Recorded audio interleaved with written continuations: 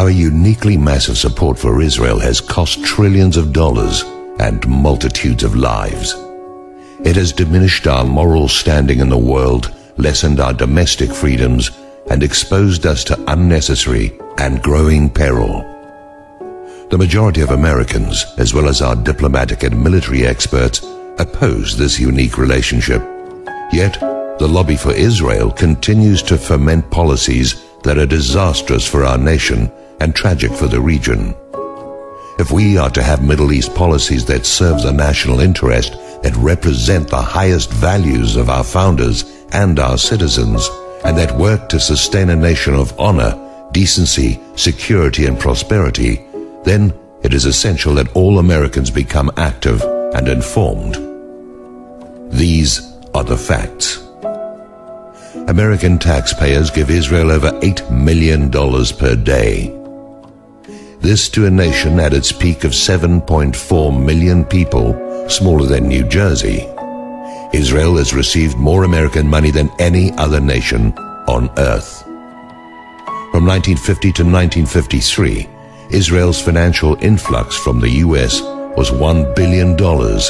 Israel at that time had 1.6 million inhabitants. In the past 10 years, American taxpayers have given Israel approximately $200,000 per family of 5. This costs us even more.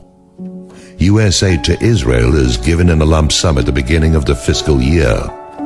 Since the U.S. is operating on a deficit, this means that we borrow the money, give it to Israel, and then pay interest on it long after it is gone.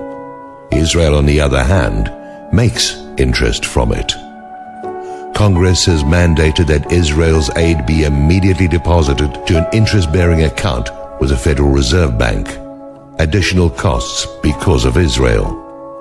About $1.5 billion to Egypt and $843 million to Jordan is dispensed annually under arrangements made to induce these countries' friendly relations with Israel.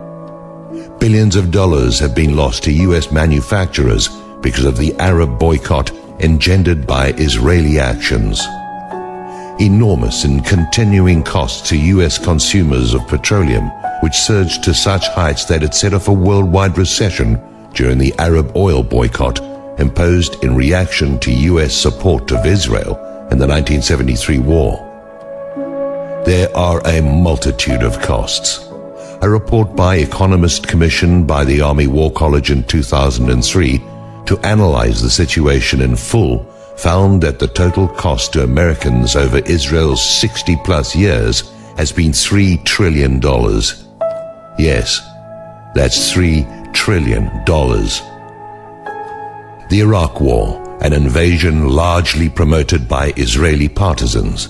The costs of the Iraq War, in lives and in dollars, are almost incalculable. The war added trillions of dollars to the federal debt, and this doesn't include future health care and disability payments for veterans. Economists report that the global financial crisis was due, at least in part, to the Iraq War. The lobby for Israel overrules U.S. experts. U.S. policies in the Middle East rarely reflect U.S. interests and values.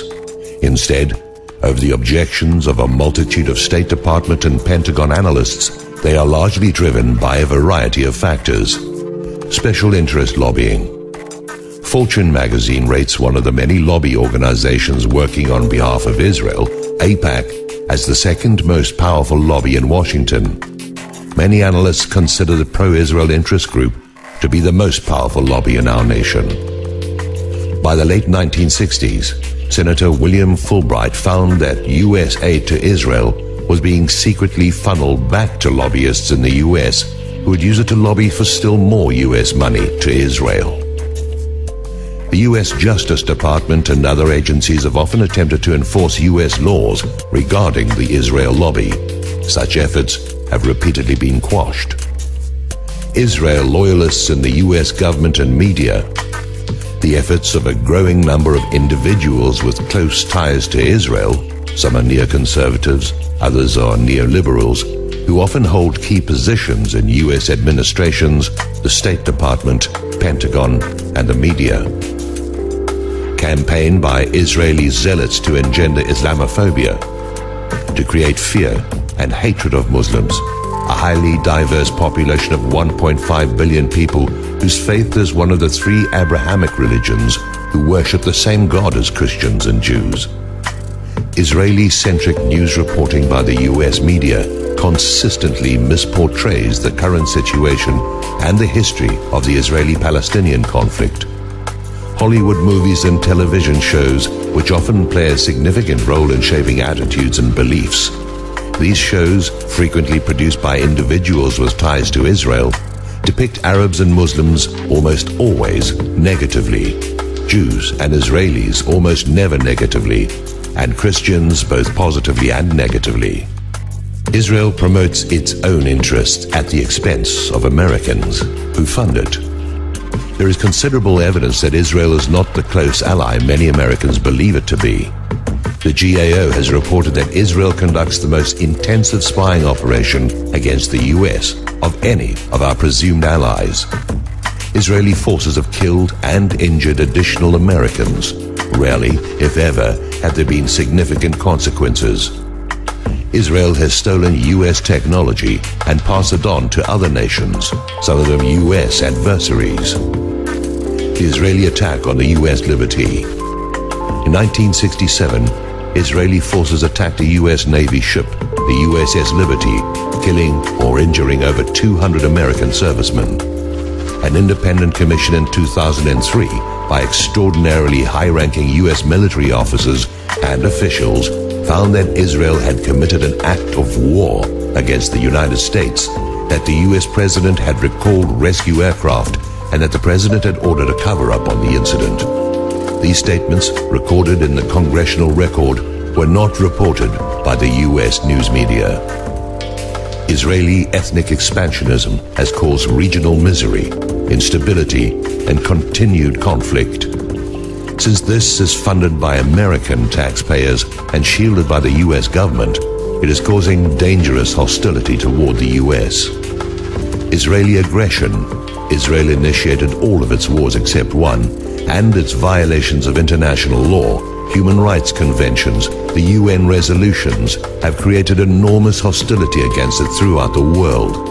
The US, as Israel's #1 funder, is increasingly imperiled by hostility created by Israeli actions.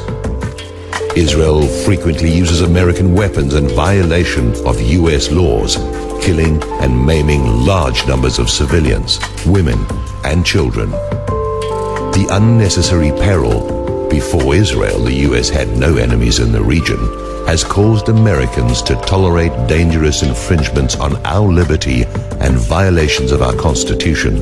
This is causing deep damage to our character as a nation. Safety would be far better attained by enacting policies based on US interests and national principles, and by heeding the wisdom of the father of our nation. Nothing is more essential than that permanent, inveterate antipathies against particular nations and passionate attachments for others should be excluded, and that, in place of them, just and amicable feelings towards all should be cultivated. The nation which indulges towards another a habitual hatred or a habitual fondness is, in some degree, a slave.